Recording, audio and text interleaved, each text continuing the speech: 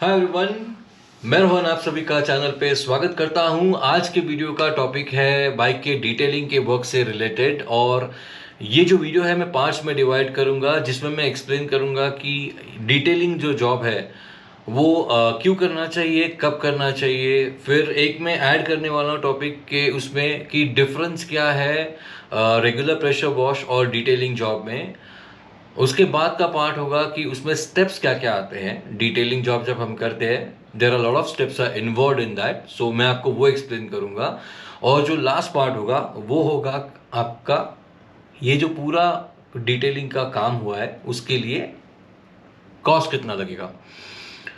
तो शुरू करते हैं वीडियो को। और मैं अभी क्या करता हूँ कि जो मैंने पहले 2 पॉइंट्स लिए हुए, पार्ट लिए हुए राधो, कब करना चाहिए और क्यों करना चाहिए। सो जो मेरा शेड्यूल है मैं आपको एक्सप्लेन कर सकता हूँ कि मैं मोस्टली नवंबर और दिसंबर में मेरे बाइक का डिटेलिंग का वर्क करता हूँ। Reason being it's post rainy season. So अभी ये जो मैंने टॉपिक बताया है आपको कि कब करना चाहिए वो तो हो गया एक्सप्लेन। नवंबर दिसंबर में मोस्टली करना चाहिए so that at least next monsoon तक आपके पास 5 to 6 मंथ्स है जो आपने इतना खर्चा किया है वो अच्छे से काम करे। अब क्यों करना चाहिए उसके रीज़न है कि ऑब्वियसली बारिश के टाइम पे काफ़ी सारा स्लश बाइक पे उड़ता है, और स्पेशली जो ऑयल रोड पे गिरा होता है वो बारिश के टाइम पे ऊपर आ जाता है सरफेस पे, और आगे वाले व्हीकल के टायर से या फिर समटाइम्स तो अपने खुद के व्हीकल के टायर से बाइक पे इतना सारा वो ऑयली वाटर उड़ता रहता है, एंड वो ऑयल बाइक पे सेटल हो जाता है बाइक के पार्ट्स में कोने कोने में जाके। और ये जो ऑयली पार्ट होता है वो काफ़ी सारा डस्ट भी अट्रैक्ट करता है जब रेन नहीं होती है। सो इसलिए जैसे मैंने आपको पहले बताया कि रेनी सीजन के बाद नवंबर दिसंबर में आपको डिटेलिंग एक बार करना चाहिए। एटलीस्ट इतना तो साल में एक बार कर सकते हैं बाइक को अच्छा दिखने के लिए और उसको अच्छा मेंटेन करने के लिए।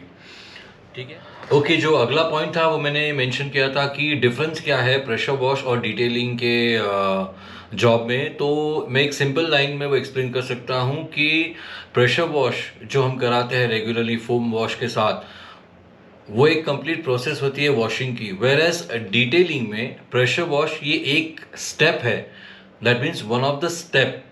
सो आप अभी इमेजिन कर सकते हो कि डिफरेंस कितना ज़्यादा है।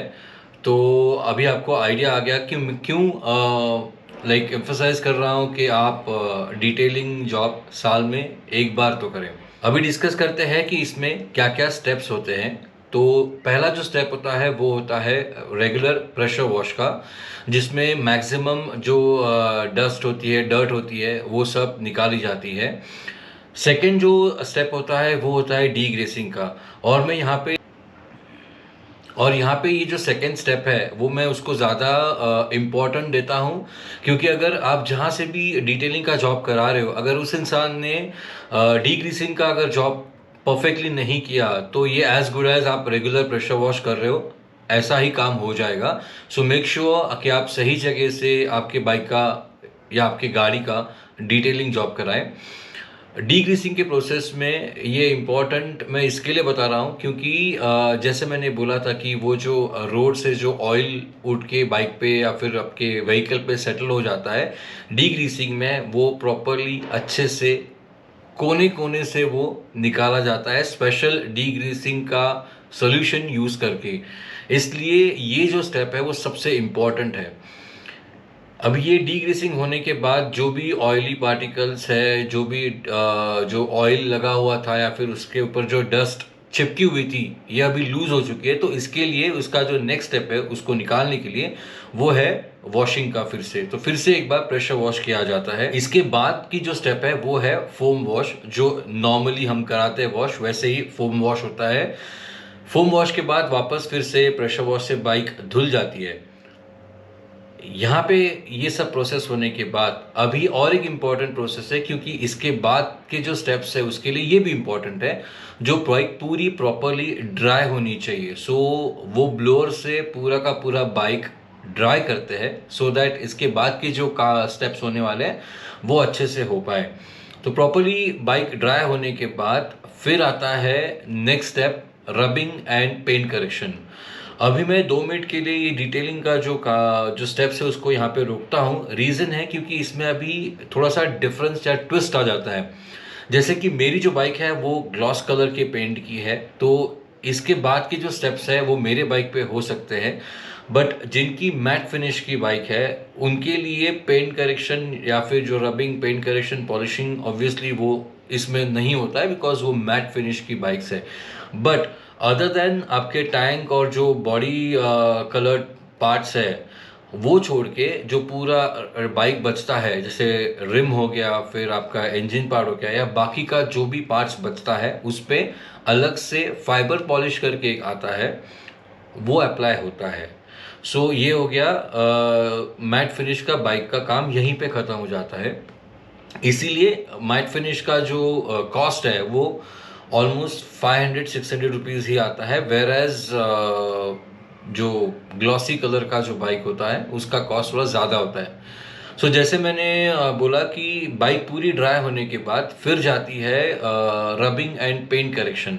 अभी ये जो स्टेप है इसमें होता क्या है कि बेसिकली एक सोल्यूशन यूज़ करके जो भी माइनर स्क्रैचेस है, जैसे साफ करते वक्त, गाड़ी साफ करते वक्त कपड़े से हो गया है या फिर जब बाइक चलती है तो भी स्मॉल स्मॉल पार्टिकल्स जो एयर में होते हैं उससे भी स्क्रैचेस आते हैं जो नॉर्मली ऐसे दिखते नहीं आंखों से। You need a special light and all to see that.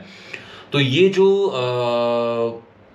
Scratches है और स्क्रॉल मार्क्स है वो सब निकल जाते हैं रबिंग एंड पेंट करेक्शन में। इसकी बाद की जो लास्ट स्टेप है वो है पॉलिशिंग, जिसमें आपका जो टैंक है या साइड पैनल जैसे जो भी बॉडी कलर्ड पार्ट्स हैं उसमें पॉलिशिंग भी हो जाती है। तो bike exactly like new showroom में जैसे आपकी कंडीशन की बाइक थी वैसे निकल के आती है। ऑब्वियसली जो मैट फिनिश बाइक के लिए जो फाइबर पॉलिश यूज़ किया था बाकी के पार्ट्स के लिए, एंटायर बाइक के लिए, वो इसमें भी यूज़ होता है। सो वो स्टेप तो दोनों में कॉमन है, जस्ट दैट कि paint correction, rubbing and paint correction और पॉलिशिंग का जो वर्क है तो वो ग्लॉसी कलर के जो व्हीकल्स होती है उसमें आप कर सकते हो। सो आपको एग्जैक्टली आइडिया होगा कि कितने स्टेप्स इन्वॉल्व है डिटेलिंग के जॉब में। इसीलिए उसको टाइम भी लगता है around 3 hours to 3.5 hours। At least मेरे बाइक को 3.5 hours लगे थे ये टोटल बाइक अंदर जाने के बाद रेडी होके मेरे हाथ में आने तक। सो आपको अभी आइडिया आ गया होगा कि एग्जैक्टली डिटेलिंग प्रोसेस होती क्या है। लास्ट और सबसे इम्पोर्टेंट, कॉस्टिंग। जैसे मैंने बोला कि मैट फिनिश का जो डिटेलिंग का जॉब होता है वो एक सर्टन स्टेप्स के बाद रुक जाता है, तो अराउंड 500 to 600 रुपीज़ का खर्चा आता है मैट फिनिश के बाइक के लिए। और ग्लॉस फिनिश की जो बाइक्स होती है उसको अराउंड खर्चा आता है 1200 to 1300 रुपीज़, डिपेंडिंग अपन आप कहाँ से करा रहे हो।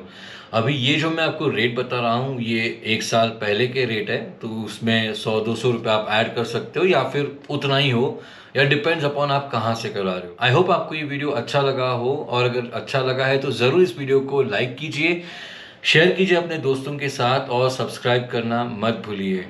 मैं आपको फिर मिलता हूँ अगले वीडियो में किसी और टॉपिक के साथ। Till then, bye bye.